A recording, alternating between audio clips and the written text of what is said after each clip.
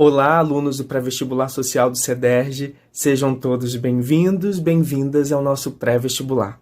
Hoje nós teremos a nossa primeira videoaula de língua portuguesa e o tema é Funções da Linguagem.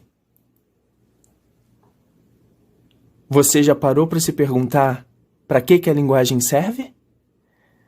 Bom, uns vão dizer que é para se comunicar, outros vão dizer que é para expressar. A verdade é que nós não temos apenas uma função. A língua não serve só para uma coisa, mas para várias coisas. E para responder essa pergunta, a gente precisa entender quais são os elementos da comunicação. Ou seja, para que a comunicação aconteça, quais são os elementos essenciais? Os elementos que sem eles a comunicação não existe. Então, para responder isso, vem comigo. Vamos abrir a apostila aqui no capítulo 9, tá bom? O primeiro esclarecimento aqui, a gente não segue a ordem que está na apostila. Por que, você vai me perguntar? Porque os capítulos eles são distribuídos ao longo do ano de acordo com os vestibulares. Então, se eu tenho um capítulo que é mais importante, por exemplo, para o vestibular da UERJ, que acontece no primeiro semestre, então ele será estudado primeiro. Ao passo que se eu tenho um outro capítulo que é mais importante para o Enem, que se dá no segundo semestre, ele é estudado depois. Tá bom? E mais outro esclarecimento. Os capítulos não são dependentes, ou seja, não tem nada no capítulo 2, ou 3, ou 4 que será necessário para o 9, por exemplo. Então, esclarecido isso, vamos responder a primeira pergunta. Quais são os elementos essenciais para a comunicação? Vamos ao nosso quadro de aula. Digamos que o João esteja em casa. Aí ele abre a janela e vê no bar em frente o Zé. Aí ele fala para Maria: o Zé está no bar. Quem seria o emissor dessa mensagem? Você vai me responder prontamente: João, porque é ele que profere, é ele que emite. Então, o primeiro elemento aí da comunicação imprescindível é o emissor, aquele que emite a mensagem. E aí, intimamente ligado a ele, estará o receptor. Não há comunicação se não houver também alguém que recebe essa mensagem, que nesse caso é Maria. E também, para que haja comunicação, eu preciso da mensagem. Então, João emite uma mensagem que Maria recebe. E essa mensagem é: o Zé está no bar. Mas para essa mensagem existir, eu preciso de um meio físico, onde essa mensagem estará efetivamente. Nesse caso, é o ar atmosférico. João inspira, ele apoia, esse ar vai passar pela laringe, vai pelas cordas vocais, vai criar o som, vai passar pelos ressonadores e vai chegar até o ar atmosférico. Esse som vai chegar até o ouvido da Maria e uma série de processos vai acontecer aqui para dentro, tá bom? Mas o que nos interessa no ponto da comunicação aqui é entender que a mensagem existe em um meio físico. Sem esse ar atmosférico, onde existe a mensagem de fato, onde existe esse som, não haveria comunicação. Também não haveria comunicação se não existisse um código para eu estruturar essa mensagem.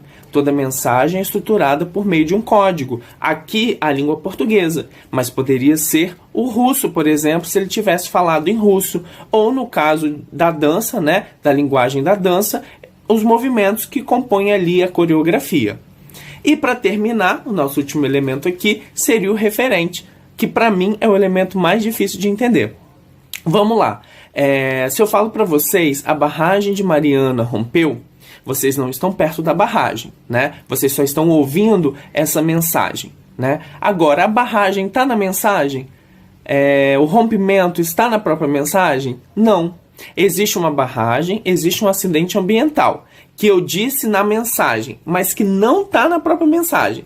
Então, olha que coisa linda. A língua, né? A linguagem, ela fala de alguma coisa. Isso de que a linguagem fala é o referente. Quanta coisa, né? Vamos fazer uma pequena pausinha pro café? Só um minutinho. O amigo do estudante, né? Então, galera, essa foi a primeira parte. Estamos bem até aqui?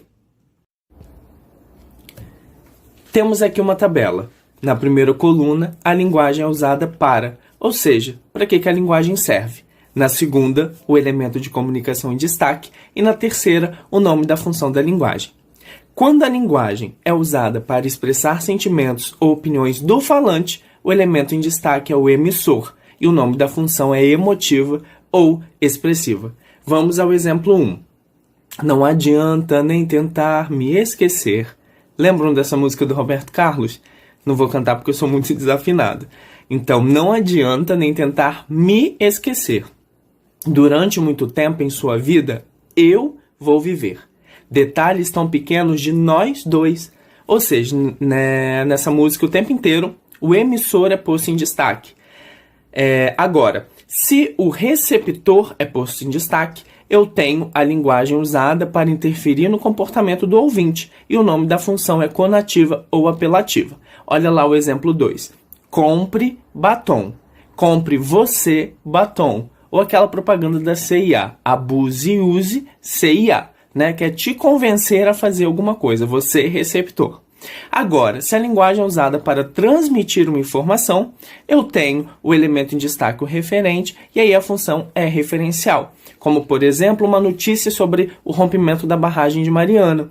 Né? A função ali não é expressar um sentimento do emissor, não é te convencer, receptor, de fazer alguma coisa, e sim falar de alguma coisa. Então, o que é importante ali é o rompimento da barragem em si, e não o sentimento ou te convencer. Diferente seria se eu tivesse um texto opinativo, né? Um texto em que eu emitisse opiniões sobre esse desastre, sobre o descaso das autoridades públicas e por aí vai.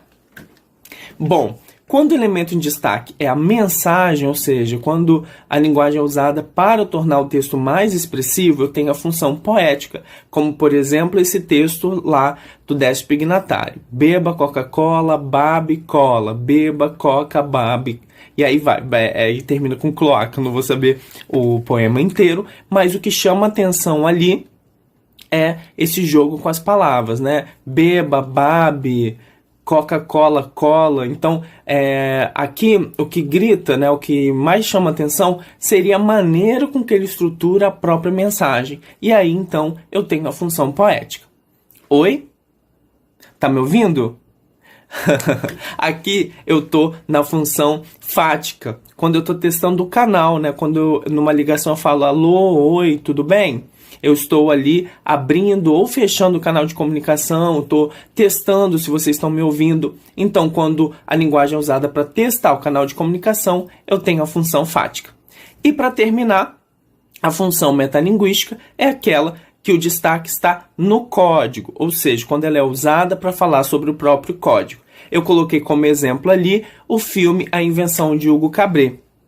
Nesse filme, eu tenho a presença de um importante cineasta, né, da história do cinema, que é desculpa, não é Hugo Cabret, não. O Méliès. Não sei pronunciar se é assim a pronúncia, mas o Méliès foi um importante cineasta. Então, eu tenho um filme tratando da história do cinema, né? Então, ali eu tenho a metalinguagem. Ou, por exemplo, se você procurar a definição da palavra amor no dicionário, eu vou ter palavras definindo uma palavra. Então, aqui eu tenho a função metalinguística. Por hoje é isso. Em resumo, temos 6 elementos da comunicação e 6 funções da linguagem. Deem uma olhada na apostila, tentem resolver as questões de vestibular. É muito importante que você treine resolver questões de vestibular. No próximo vídeo, vou comentar 3 questões de vestibular que estão na apostila. Um grande abraço e até breve. Olá, sejam bem-vindos, bem-vindas ao nosso segundo vídeo sobre funções da linguagem. Nesse vídeo, eu vou comentar 3 questões de vestibular que estão na apostila. Então, se você não viu o vídeo anterior, pare. Ainda dá tempo. Depois você vem para esse vídeo. Se você também não resolveu questões de vestibular, pare mais uma vez e tente resolver antes as questões que eu vou comentar nesse vídeo. Feito tudo isso, vem comigo. Vamos à página 107, na questão 4. Temos ali um texto do Manuel Bandeira. Canção do vento e da minha vida. O vento varria as folhas, o vento varria os frutos, o vento varria as flores, e a minha vida ficava cada vez mais cheia de frutos, de flores, de folhas. O vento varria os sonhos e varria as amizades. O vento varria as mulheres, e a minha vida ficava cada vez mais cheia de afetos e de mulheres. O vento varria os meses e varria os teus sorrisos. o vento varria tudo, e a minha vida ficava cada vez mais cheia de tudo. Essa é uma questão do Enem 2009. Predomina no texto a função da linguagem. Então ele quer saber a função que predomina nesse texto. Tá?